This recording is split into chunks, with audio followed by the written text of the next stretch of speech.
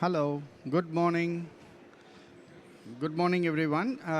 We will be starting our session on water and climate smart agriculture for adaptation, which is organized by CGR Research Program on Climate Change, Agriculture and Food Security, CGR Program on Water, Land and Ecosystem, and this is also co-organized by ICR, Indian Council of Agriculture Research. It's a great pleasure for me to introduce this session on behalf of this side event being organized by this consortium of partners. And I would like to highlight here before we step in why this session is important from the speakers and from the eminent speakers who are here today on water and climate smart agriculture, which really calls for an integrated approach in addressing the interlinkages of the challenges from food security and climate change. So you will hear a lot of opportunities on what we will be speaking on the triple win of climate smart agriculture, providing agriculture production, enhancing resilience, and addressing the issues of greenhouse emission, right? So before I go much more details on this particular event today, which will be all up to the speakers who will be highlighting excellent inputs on this today, specifically, I think this side event will bring together the location-specific, climate-smart water and agriculture intervention. And I think we do have quite a good speakers from private sector looking at the areas of investment portfolio in adaptation practices, particularly what we popularly define as CSA. And important, I think my colleagues will also speak about, it's not about innovation, it's also about scaling. So there is a trade-off of bringing technologies, policies, and institutions in place. So with that, I would request now the Ignite talk from Alok Sika, who is going to speak on prioritizing and convergence of agriculture water management. Over to you, Dr. Alok. Thank you. Let me share my screen.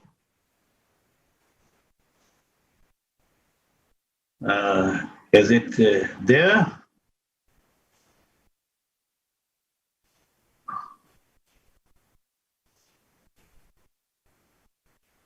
Yes. Okay. So can you see the screen? Yes, we can see your screen. All right. So thank you very much, Giriraj, and for giving me this opportunity. So, and good morning and good afternoon wherever you are. And this is Alok Sika, who is presenting on behalf of my team from IMI, and also ICR and CCAF. Dr. Alok, Yes. can you go to the display setting quickly on the display on the top? The next one on the left side. Display setting. I'm not showing. That's what I was looking for because I'm not able to see the display setting. That's what I'm looking for, where it has gone, because that's what I'm looking for, that to put it. Okay, otherwise you can go ahead. Please go ahead. All right, maybe I'll just go ahead without wasting more time. Dr. Alok, do you see it at the top, the display settings? At the very top? Kind of on the left. Let me go to more, and then I don't see here the displays. I think that's earlier I was doing, I did that, but. Do you think it's covered up by the control? Oh, there you go. And then go right. You're almost, it should be right of that button. Yeah. So, no. I think maybe the Zoom controls are covering it up. Yeah, somewhere it is being covered up. That's what I'm not able to see that. If you click and drag the Zoom controls, you can move them out of the way, I believe.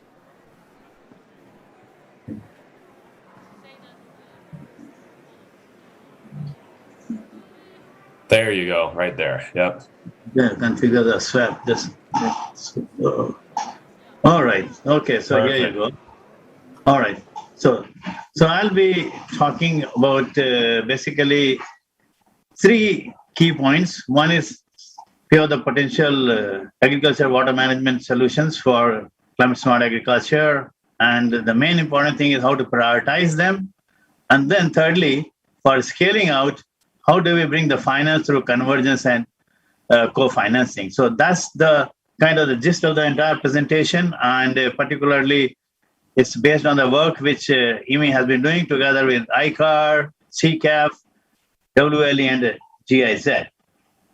So we know that, I think in this forum, I don't have to really stress upon the importance of water in climate smart agriculture, because we all know that it sits at the center or at the heart of adaptation.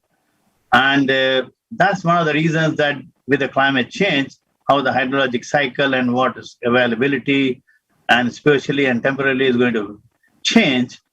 And that's really going to be also bringing in a widening of the gap between water supply and demand because of the other competing sectors. And all these things are going to lead to impacting the agri-food system.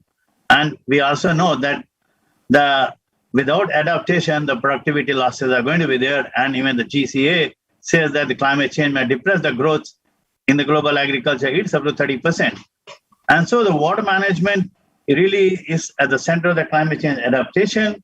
And so what basically we are here trying to tell you is that, to cut the long story short, just a few of those interventions where basically we are trying to look into the demand and the supply side argumentation. And we know that demand side is less attempted than the supply side argumentation. And the way we look at it, be it whether it's laser land leveling or the direct seeded rice or moisture monitoring based irrigation scheduling, or the mulching and the drip or the micro irrigation and the solar irrigation. So they're all there to enhance the resilience via increased land and water use efficiency, productivity, and also because it helps you in reducing the energy and the fertilizer usage, it does help at a number of places reducing the GHG emissions. When we look into the canal command areas, which are larger in perspective, there what we have been looking into that if we try and use the concept of enhancing economic water productivity as opposed to the physical water productivity and focus on a larger water influence zone which surrounds around the canal command areas. So this is one of the best ways which were demonstrated that how best the economic water productivity we can use to reallocate the water from the lower to the higher value rather than to bring in more of economic resilience and to try and see that how best we can tide over the dry years. And for that, of course, the conjunctive use of water, canal, and the groundwater. And these are two case studies, which is one from India in the state of Maharashtra and another from Sri Lanka. Now, coming to once we have this kind of, we have listed, we have talked to the people and literature, we know these are the key important messages or key important interventions. But the issue is that how to prioritize them. Because everybody thinks will not fit in at all the places because they are all location specific. So with that kind of a situation, we looked into this prioritization exercise, wherein we are looking into various things, right from the technological feasibility to implementation feasibility and the barriers to adaptation. And that's something with the ICAR, we have already done that and we can share with all of you. Just to share with you that how it works and what are the results, that we can use that kind of a participatory approach to try and see what are the prioritized intervention. There are a number of ways that we can do it. There are a number of indicators which we have been doing it. As I said, technology performance index, feasibility index, adoption to barriers, incentivization, various schemes. And based on that, here you will see like the farm ponds and the stop check dams. So these are the kind of the two which are coming really very prominently with all the sectors. So this is one of the examples that I just wanted to share with you. But there are always a limitation on this stakeholder prioritization because it does not take into account the water balance and the water accounting. So for that purpose, we have also developed this kind of a tool wherein we can try and see what are the prioritized interventions and how best we can really see is more technical feasibility looking into the water balance approach.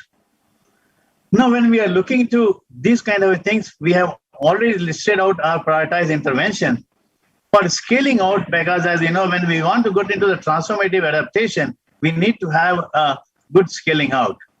As for scaling out, you do need a finance and the institutions. So what here in this slide we are trying to show, which we have done it with GIZ, I'm sure Rajiv will talk more about that, that we are bringing in the institutions and the developmental schemes and the resources from the developmental schemes, and how this can be dovetailed, they can be converged to try and bring a complete model for convergence, for doing upscaling of climate smart agriculture. There's a publication sitting on that. We'll be happy to share it with you on that particular aspect. Now, finally, I leave you with the few messages based on the presentations. And one, as I already indicated, because there are field evidences, but demand side management has received far less importance, and that's a very important pathways for enhancing the climate smart agriculture via resilience, yield, and GHG emissions. And to that effect, we really need innovative solar irrigation models, which we have already tried and tested in various parts of India, South Africa, and in SSA. And they really deserve a special mention because that is something which we can address through water, energy, food nexus. And as I have already presented the stakeholder participatory approach and the water balance, it will be good wherever possible if these could be combined and taken as a one approach to really do a better investment making decisions. And finally, as I said, that for scaling out, you cannot do it without the finance. Even a couple of days back, the GAP report, which has UN Adaptation Gap report, has also indicated like a need for $300 billion plus by 2030. So that's kind of a reason that there are a number of programs in the developmental programs which are going on in various countries. How best we can try and converge them and co-finance in order to bring a meaningful impact and a meaningful investment for transformative adaptation. So with this, thank you very much, and over to you, Giriraj. Thank you, Dr. Alok. It's a very important to pitch this presentation on highlighting the convergence and co-financing element on climate smart agriculture. I think speaking of co-financing, it is very important to speak on scaling. This is where my colleague, Dr. Min Tai, is going to speak on really promote a scaling adaptation to climate smart agriculture. Dr. Min Tai is a social scientist with over 20 years of experience and working with the International Water Management Institute. She is based out of Ghana in West Africa.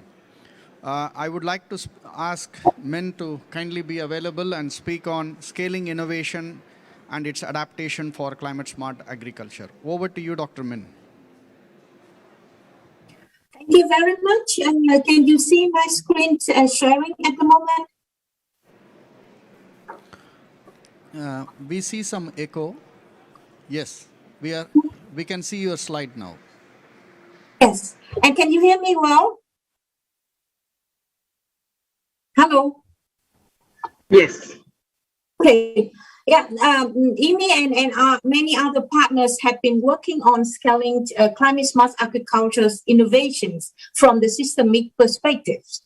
In that perspective, scaling climate smart agriculture CSA is embedded in the food system in which agricultural value chains are core structures, capturing system function and also activity, and contributing to different kind of system outcomes, as you can see in the slide.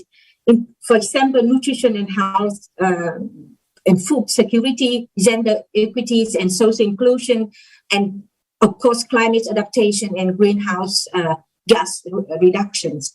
And the food system are embedded in a complex socio-economic, ecological, political context and are driven by set of drivers such as technological revolution, foreign direct investment, globalization, urbanization, population growth, changes in food and crops and livestock production, and also consumption patterns, etc.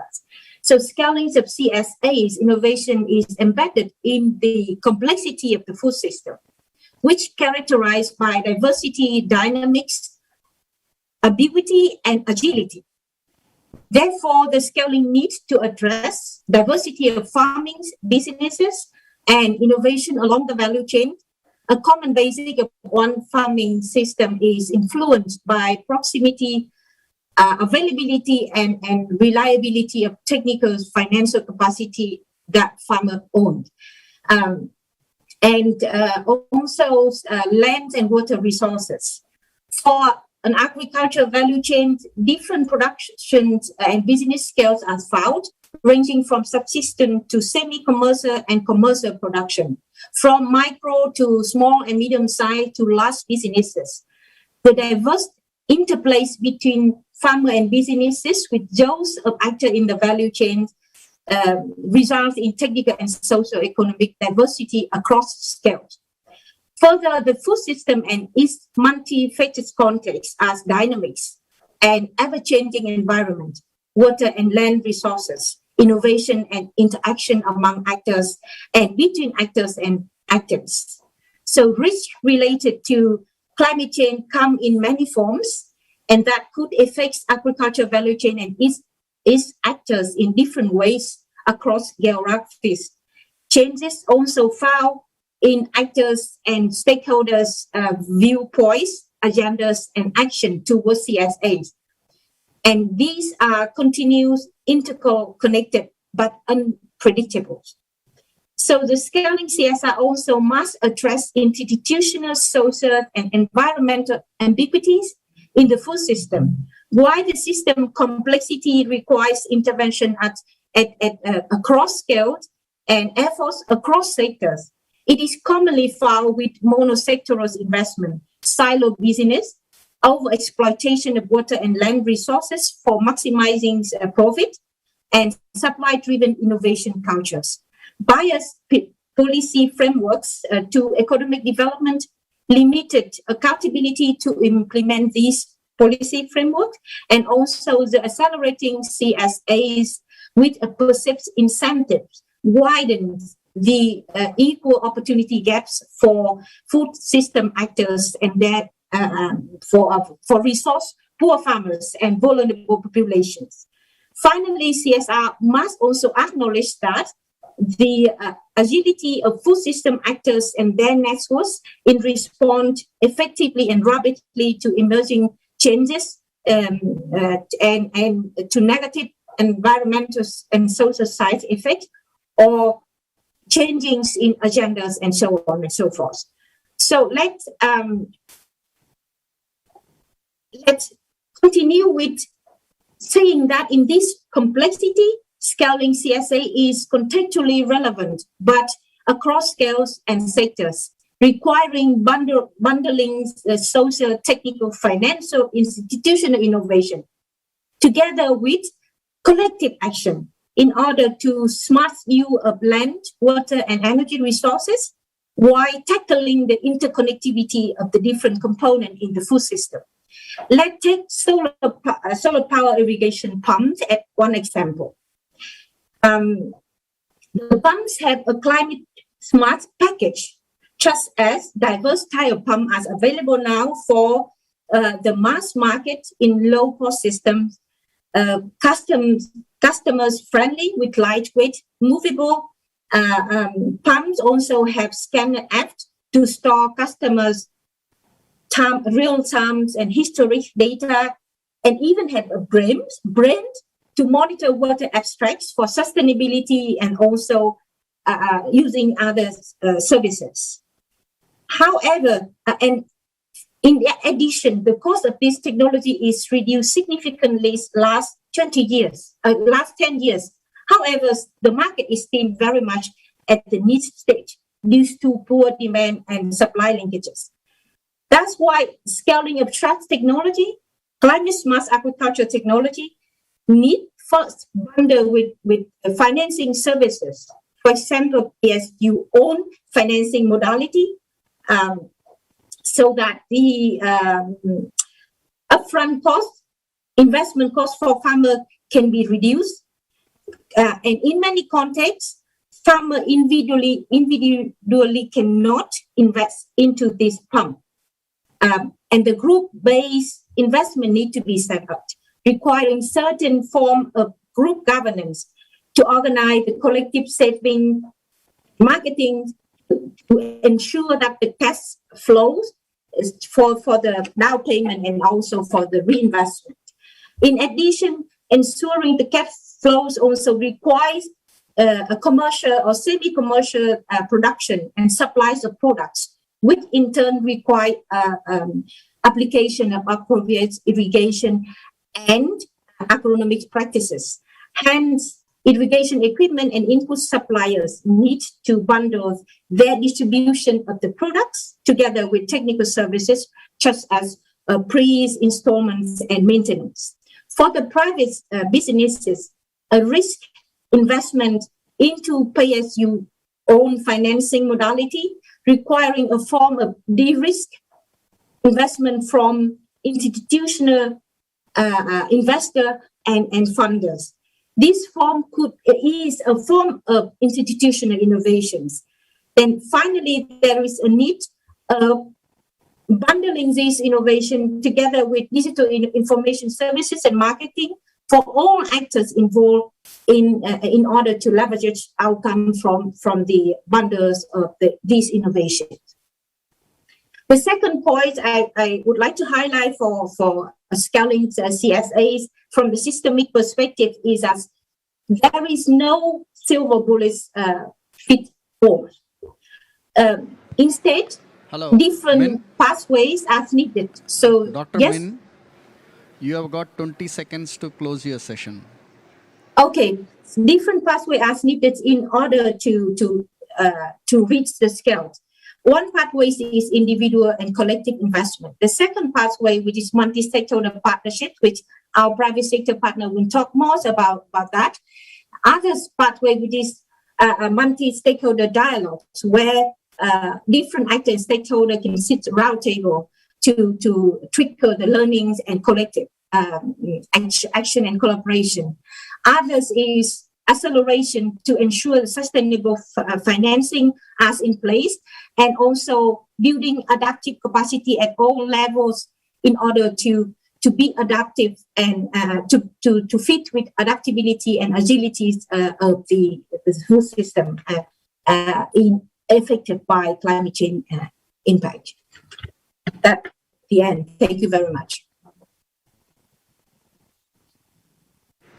Thank you, Dr. Min, for highlighting the importance of scaling potential. I really like the framework you presented and also cross-cutting across the social, technology, and institutional coordination, how financial institutions should look at scaling CSA practices. And I think that's an excellent example of solar initiative, or I believe that there is a co-benefit of mitigation while we are focusing on adaptation on that.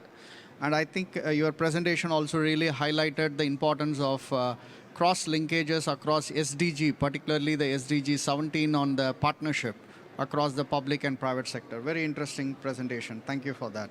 So I think we have got heard from two speakers as an Ignite talk. Now it's time to listen from government and development organizations and the private sector. So we have got an excellent panel session with us today. With that, I would like to introduce Dr. A.K. Singh, Deputy Director General of the Indian Council of Agricultural Research, Delhi. Sir, I would like to hear from you based on your experiences working with ICR, IMI, and the CGR research program. What is your experience in pilot and scaling climate-smart intervention, particularly the scaling innovation aspects? Could you clearly highlight the climate-smart interventions ICR is leading on that? Over to you, Dr. A.K. Singh.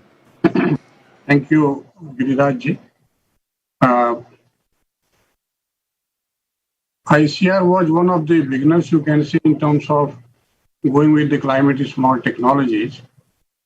And I will be coming on that later on, but to start with, our experience of working with IMI and CCAP has been quite fruitful. And we are trying to work across the country, trying to map the climate-smart technologies which are required for different districts, over 700. And you will be happy to know that the Krishi Vigyan Kendra, the farm science centers, which are located in all the districts, And we have got a number of subject matter specialists. So they are trying to map the situation which is there at the district level in different locations, the kind of situations which are there. And based on that, what could be the climate smart interventions? So that mapping we are doing across the country. And at the same time, we are trying to develop a kind of model in which the kind of financing which is required and also the convergence from other organizations and ministries, how it can happen. So that many are mentioning that without convergence and financing, we cannot work it. And also the community has to be there behind every activity related to the climate smart and even water management related issues. So this is one area which I wanted to emphasize. And we are keen on this. We are trying to develop the entire district's climate smart requirement for different locations.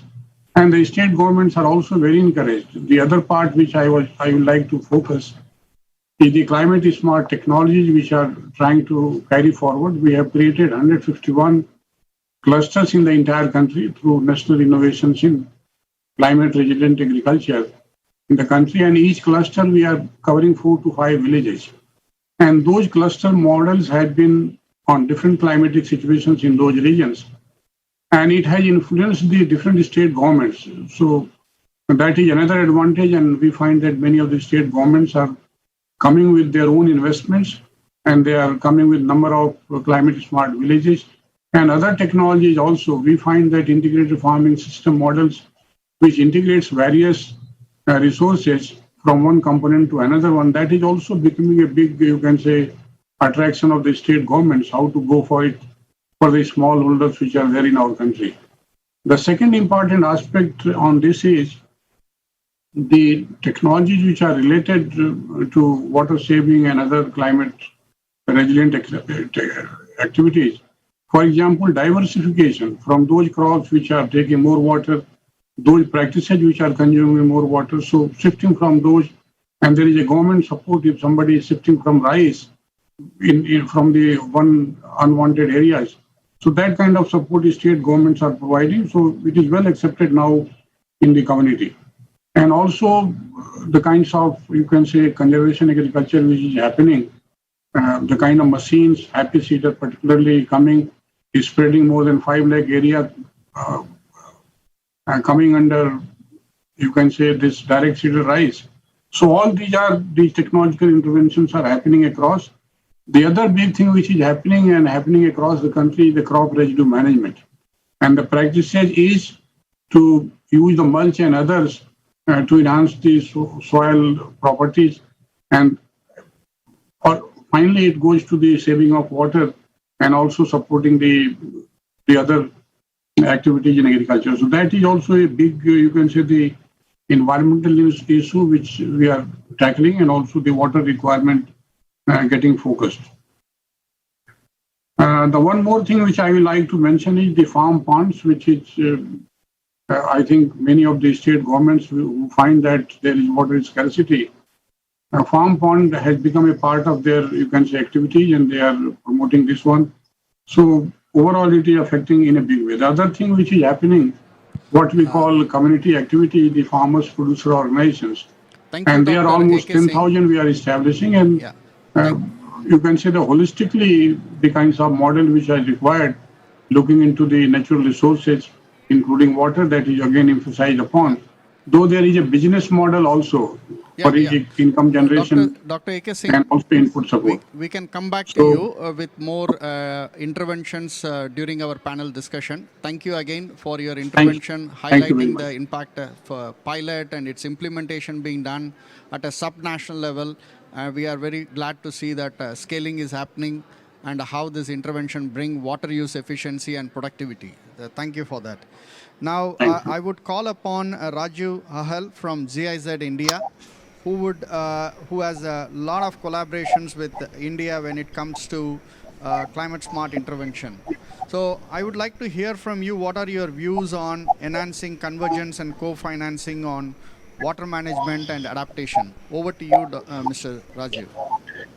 Thank you, Girirajji, and hello to everybody. I think when we want to look at the interactions between agriculture, climate and water, we have to look at the scale of problems in India. with almost 18% of the global population and only 4% fresh water, and with almost 45% people dependent on agriculture, how do we look at a situation where 62% of irrigation comes from groundwater, has dropped by 60% in 1 decade? Climate variations in temperature and water and sudden events are further complicating it. And on the other side, there is an ambition to double the farmer's income. So how do we achieve this? So when we look at a problem at this scale as Indo-German Development Cooperation, we've looked at our 60 years of experience and worked with Ministry of Rural Development, Ministry of Jal Shakti, state governments, IWMI, ICR, we are starting some work. So what we're doing is we're looking beyond watersheds at a sub-basin level, looking at the interactions, interplay between them, looking at the groundwater, looking at the water balance, and also then trying to connect it to the administrative unit. I think the biggest problem when we come to landscape-based planning is how do we create convergence? And this can only happen around administrative units.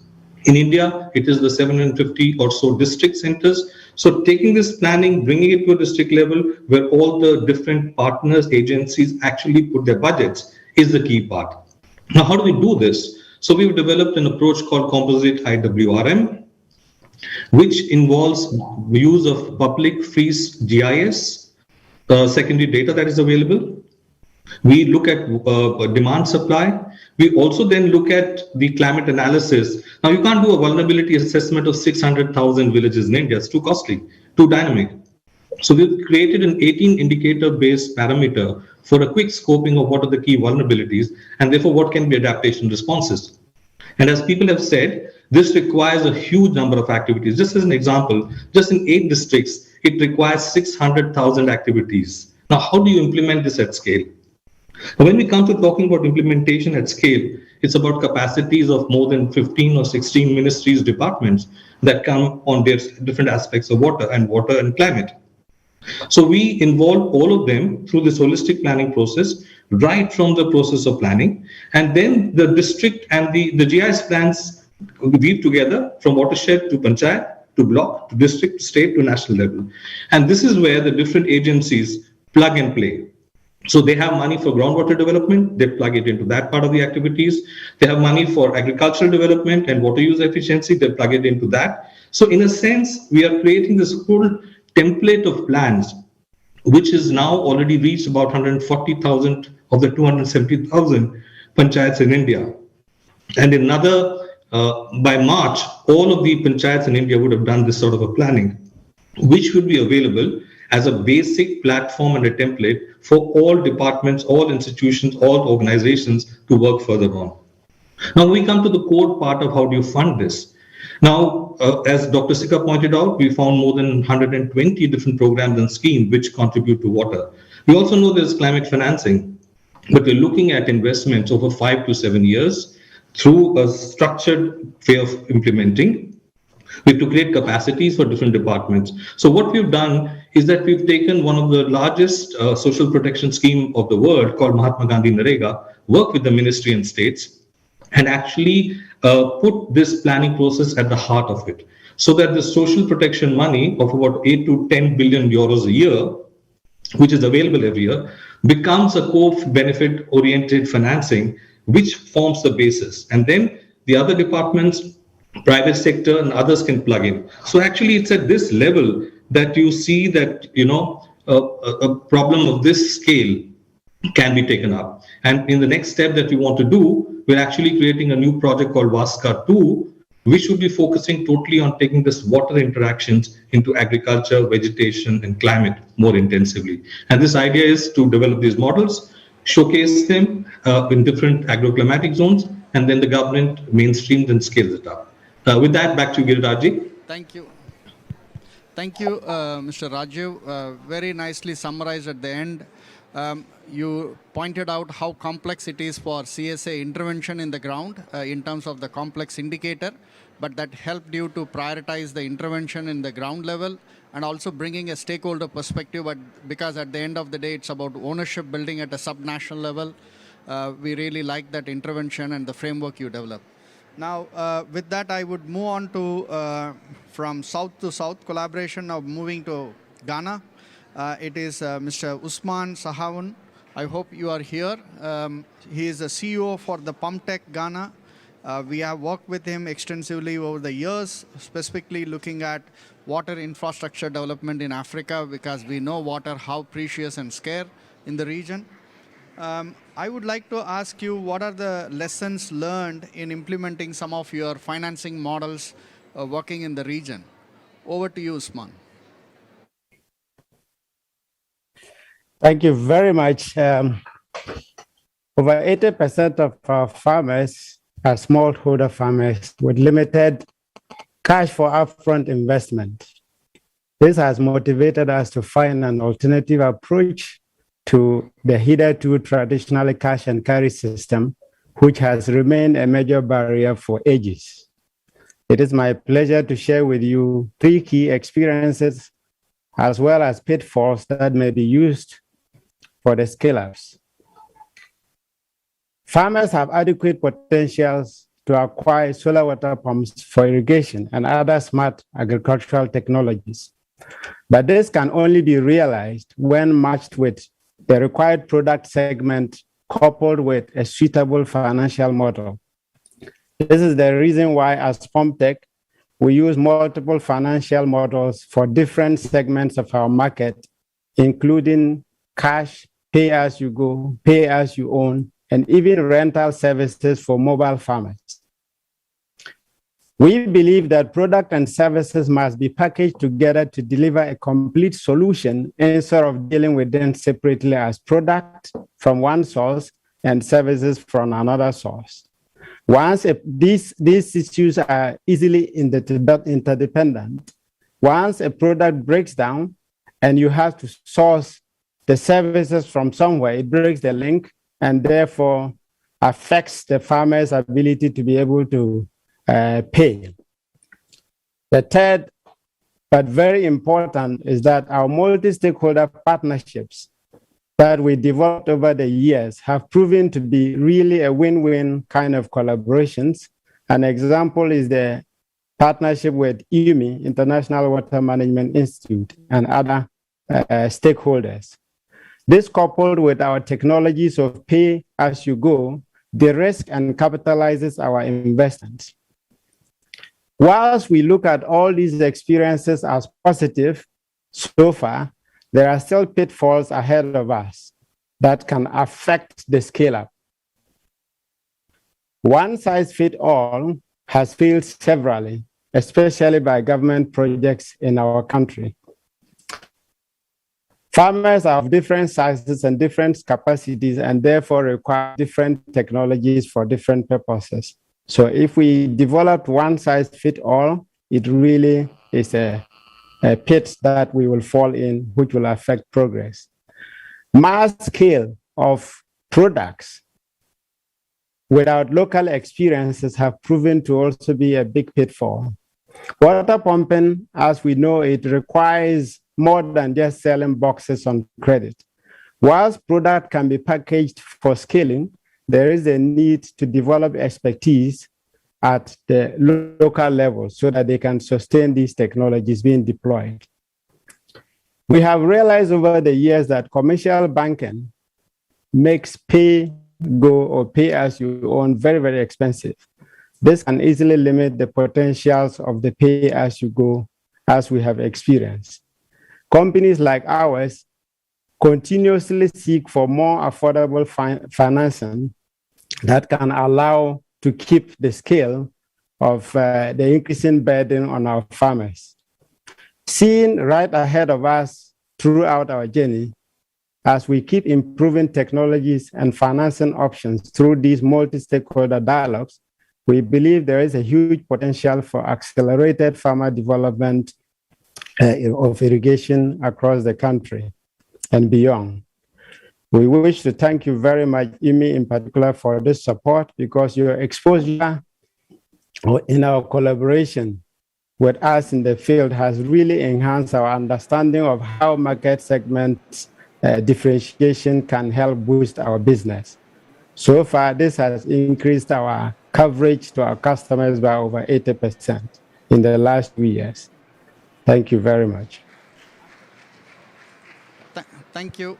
Thank you, Usman. We really like the partnership working with PumpTech. Specifically, you highlighted for acceleration and scale, no one size fit all, right? So it's a very good size of scaling. Technologies are very important when it comes to mobilizing CSA practices. We are happy to hear from you your views. If time permits, we'll come back to you with more questions on how do you blend financing and looking at also the inclusion strategy on your program you do in Ghana. With that, I would like to present the last intervention from a farmer from India. He could not join, but he has provided a recorded video, very short intervention. I request the technical team to kindly air that. पानी पिता माता धरत महत, ये शब्द हमारे गुरुओं ने हमें दिया है। धरती की पूजा करने के लिए पानी को पवित्र माना गया है हमारे ग्रंथों में। इसी को लेकर इसी शब्द के ऊपर हम लोग काम कर रहे हैं। इस लोगों के एक ग्रुप से आगे हम अब 3500 लोगों के साथ अपने फार्मर्स के साथ काम कर रहे हैं। एक गांव से निकल के हम 70 गांव में काम कर रहे हैं, लुधियाना और बरनाला में।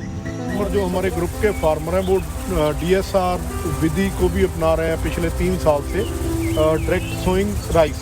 उसके साथ जो सीधा पानी की बचत है, तर-बतर में सोइंग करने के बाद 21 दिन उसकी पानी हम 21 दिन बाद लगाना शुरू करते हैं, जिससे जितने 21 दिन का जो पानी की पूरी बचत है 35% से 40%। 17 में हमने हमारे पास एक मशीन आई हैप्पी सीडर, जो वाटर की मतलब पंजाब में ग्राउंड वाटर लेवल था उसकी प्रॉब्लम है। इससे हमें 2 से 3 पानी हमें कम लगाना पड़ता है। बारिश हो जाती है तो हमें 1 पानी ही देना, 1 या 2 पानी लगाने पड़ते हैं। और मल्चिंग जब पूरे खेत में हो जाती है तो उससे जो ग्रोथ है, वीट की ग्रोथ है वो ज़्यादा होती है, उसका यील्ड अच्छा हो जाता है। तो 25 से 30% जो हमने फील किया है कि पानी की एक क्रॉप में हम बचत करते हैं। उसके बाद डीजल की बचत है, सभी चीज़ों की बचत हम कर रहे हैं। तो उससे आगे जाके अब फार्मर जो है इसमें सारी टेक्निक को एक्सेप्ट कर रहे हैं। धीरे धीरे हमारे जो एरिया में है, पूरे जो हमारे गांव हैं 70 विलेजेस हैं, उसमें एयर पोल्यूशन भी जो है कम हुआ है, क्योंकि स्टबल बर्निंग कम होती है, जिसके साथ पानी की जो हमारी कंजम्पशन है वो हमारी कम हो जाती है। तो ये जो टेक्नोलॉजीज़ हैं सारी, ये फार्मर डे बाय डे अपना रहा है, उसके साथ आगे बढ़ रहा है। उसकी जो इनपुट्स हैं वो कॉस्ट कम हो रही हैं। बहुत अच्छा लगता है कि हम 30 लोग चले थे इस कैंपेन को लेकर, वो आज बहुत ही अच्छे तरीके से चल रही है। डिफरेंट मशीनरी को फार्मर यूज़ करके क्लाइमेट रेजिलिएंट कैंपेन जो हमारे गांव में चला रहे हैं, और हमारे जो गांव हैं वो सक्षम हो रहे हैं, वो आगे बढ़ रहे हैं। एक ग्रुप के लिए, एक फार्मर ग्रुप एनवायरनमेंट के लिए काम कर रहा है, और उसके साथ उसकी प्रैक्टिसेस के साथ फार्मर की जो अवेयर हो रहा है, और अवेयरनेस का और एक्सटेंशन एजुकेशन का ये एक फैक्ट है कि फार्मर क्लाइमेट रेजिलिएंट जो प्रैक्टिसेस हैं उनकी तरफ मिलके उत्साहित हुआ है और उनको अडॉप्ट कर रहा है।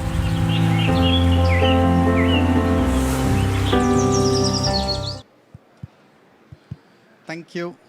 I think this is a very good intervention coming from the farmer, specifically on why technology is very important and how they can build resilience when it comes to climate shock, managing efficient use of water, and enhancing the productivity, right?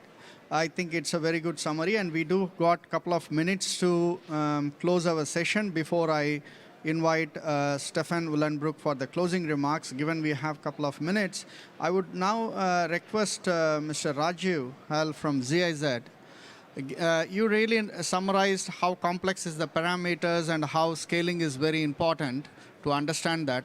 I would like to hear from your perspective, what are your gender inclusion strategy when it comes to bringing smallholder farmers, vulnerable households? what are your strategy from the GIZ perspective? Over to you, Mr. Raju. Thanks, Giraj. I think the key aspect is what type of landscapes do we focus on.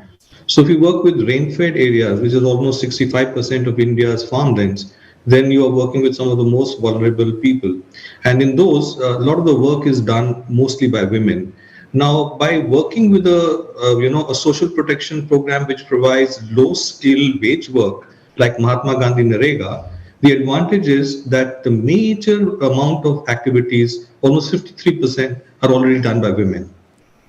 So even the type of financing is helping bring in women more into the agriculture operations and looking at it also from a connect beyond their farm, on-farm activities to off-farm links to the watershed and having a connect between the two. So in a sense, working with self-help groups, working with women is the core area where we need to go as we move forward. Thanks. Thank you, Raju, for summarizing why financing is also part of the solution when it comes to inclusion strategy. I would also now invite Dr. A.K. Singh. I think from the previous panelists spoken about how policies have changed. From your perspective, how does this CSA practices are changing the National Agriculture Risk Management Program from your experience? See, the examples which are coming at the ground level, people are very much convinced, and I said in my previous remarks also that state governments are coming with different kinds of interventions based on the success stories which are happening through technologies which are coming out of agriculture institutions. So that is a big change. What I find that everybody is perceiving that the climate change is the reality and water scarcity is happening in different locations. So accordingly, everybody is conscious and programs are coming. So there is a big policy change and perception also, because everybody now gets aware all the programs which we look into, the government programs, and there is always a focus on natural resources and also the sustainable agriculture. These two are the very key things which are happening. And at the same time, farmer income is at the central stage. Indigenous practices is another thing which is being focused. So altogether, I find there is a change in mindset at the national level and also at the ground level. The ground reality, people are understanding that we need to support the entire, you can say, the basis which we have, right, and there has not to be any kind of further erosion. Thank you. Thank you, Dr. A.K. Singh. I think the important you touched upon the behavioral change across all the stakeholders is very important, not just from the policymakers, but also from institutions like GIZ to farmers and etc. Thank you for that. I would like to call upon now Usman. You have spoken about how technologies, pump tech has played an important role in looking at across scale farming communities.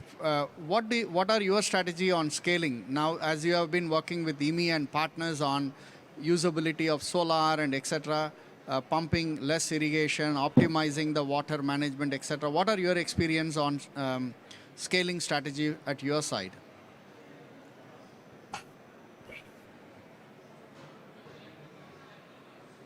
Yeah, you're muted. We can't hear you.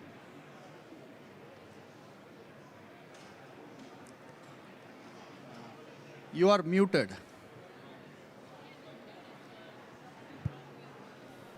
Yeah, you need to unmute yourself, Usman.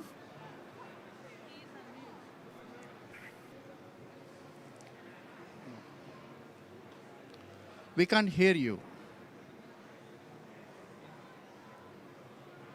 Okay, we can come back to you. Can you look at the technical issues? We will come back to you. I just want to take this opportunity also to the speakers who would like to provide any intervention at this point before I go to the closing remarks. Dr. Sika or Dr. Min, you have any specific interventions you would like to provide at this point?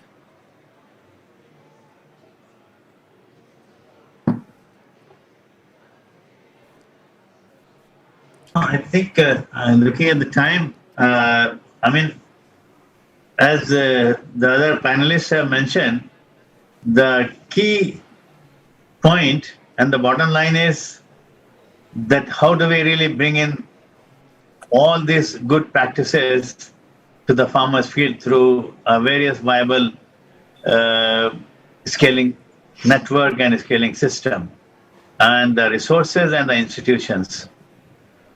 So that is something that, as Dr. A.K. Singh has also indicated, that there are movements on that, and same is what Rajiv mentioned. And we in India feel a strong need for bringing in convergence and for not only just mobilizing the institutions and to have a much more coherent investments, but also to mobilize the co-financing. Because without that, these things are not going to move forward. I think we have enough of technology and the know-how, but the issue is that how do we scale it up? But again, not using the formula 44, but also try and see that how it should be context and situation specific. I think I'll leave it over there. Thank you, Dr. Alok. Dr. Min, you would like to have any 2 minutes intervention? That would be good. From IMI experience with different projects, research for development projects, the two golden points, which is dating to connect the right actors, the right partners together in the partnerships. And the second one is scaling partnership need not only sustainable financing investment, but also knowledge brokering in order to enhance involved partners' capacity and knowledge and ability to act on opportunity and barriers. Thank you, Min. I do see now our colleague has joined, Paul Elvis. Thank you again. I see you had some technical issues. I hope I'm audible to you. Are you able to hear us? Okay. So very briefly, can you, because we are on the closing side of our event, could you just provide the Great Green Wall Initiative? What are your interventions when it comes to farm-led irrigation? Very briefly, 2 to 3 minutes. Over to you. Yes, sir. Thank you very much, and I'm really sorry for the lateness. We have some issues with connections here. Most probably, we don't know. It's been difficult these past 2 days. Yes, so thank you very much. I think the topic that we are treating is very important. As you know, water and fertile lands are some of the biggest challenges that are facing us here in Africa today. And most of the conflict that we are having today, the new conflict that we are having today, that are degenerating into serious, sometimes national and regional conflicts, are linked to access and use of natural resources, especially water and fertile lands. And so it's really an important topic that we are dealing here today, especially looking at the challenges of food and nutrition security, especially in the dry lands of Africa. The Great Green Wall is a Pan-African initiative that was created to deal with these issues of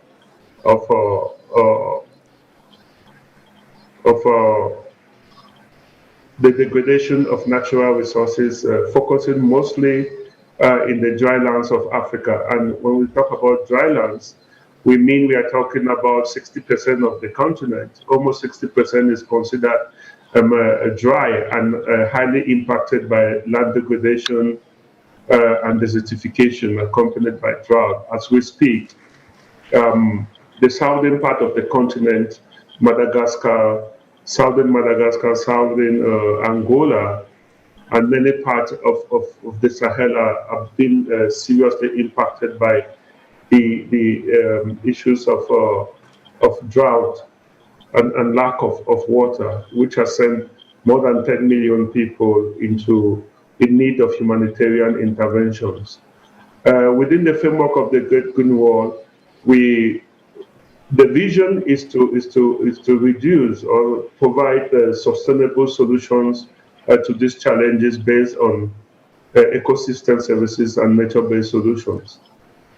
And we've been working so far in about 21 countries and in the country, on the continent, and now we are extending to the 16 member states of the Southern Africa regions.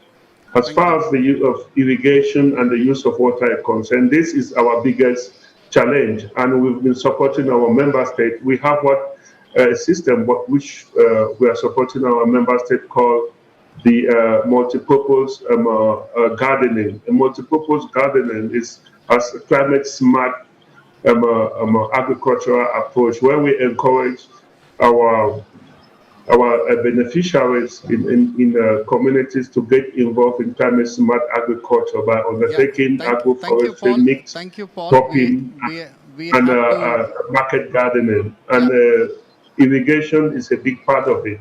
Yes. Because without irrigation, there are lots of these produce that cannot be sustained or cannot be produced here. Thank you very Paul, much for your quick intervention and highlighting the regional initiative of the Green Wall Initiative. Thank you, much appreciated, despite some technical limitation. I would now like to bring Stefan Willenbroek, Program Director for the CGR Research Program on Land, Water and Ecosystem, for providing his closing remarks. And over to you, Stefan, for providing key messages. Thank you very much, Dr. Giriaj. I feel bad because the previous speaker, he had so much more to say, and I'm sorry for the time rush. Colleagues, this was a very interesting session, and I think a couple of things came out very clearly. And among the many valuable statements that were made, for me, some of the take-home messages include that quite a range of agricultural water management techniques have been introduced, and what was stressed again is the critical importance of the context-specific innovations and how to implement them. It's easy on the kind of in the ivory tower at the universities or somewhere to develop interesting innovations, but actually to select the right ones, to make them work and scale them in the field requires a lot of understanding local context. And this is not only the technology and agronomic context, but very much also the social context. I think that was a very clear message. And if we talk about scaling of climate smart agricultural innovations, I think Dr. Min, she did a great job in kind of reminding all of us how multifaceted they are, that they're cut across to a number of different sectors. So it's of course about agriculture and water, but it's also about forestry, about land management, environmental management, spatial planning, infrastructure, trade, etc., etc. So it's a number of different sectors that connect to climate smart or water smart and climate smart agricultural innovations, and that we need innovations not only from a technological point of view. I think they made the point very clearly. It also needs innovations in finance, and she spoke to a number of different models, including the colleague from PumpTech in Ghana. He also made the clear importance of having the right innovation, financial innovation to make things work is very critical, and there's a lot of practical local things. Furthermore, the statement was made about the multifaceted food systems that are characterized, I hope I have it right, diversity, dynamism, ambiguity, and agility.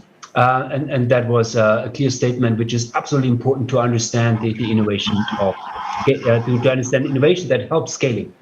Finally, the point was also came across very clearly was the importance of convergence and co-financing, about bringing resources together, financial resources for co-financing, but also other resources, including technical resources or human resources. And this is an absolutely must to increase effective investment in water and climate smart innovations, as well as to increase the impact. So I think that these were very good messages that hopefully heard at the COP in Glasgow. With this, let me close the session. A big thank you to the organizers of this meeting. First to Dr. Giriaj, who so eloquently moderated the session today, but also Dr. Olifunke Kofi, a bit more in the background than the session today, but she was also a key organizers. Dr. Alok Sika, Dr. Min, but also to the absolutely interesting presentations from the colleagues from ICAR, GIZ, PumpTech, and the Great Green Wall in Africa. With this, Giriaj, over to you to officially close the session, and I'm looking forward to see you at the next one. Yeah, nicely summarizing the 40 minutes, 45 plus minutes of session into a 2 to 3 minutes of quick key messages. I really like some of the key points you bring on climate action. Sitting in COP event, it's very important why water and climate smart is very important for adaptation needs in the future. With that, I thank, given the limited time, we need to close our session. I thank all the speakers, all the panelists, and the session supporter from the Water Pavilion, and look forward to see you later. Bye. Bye, everyone.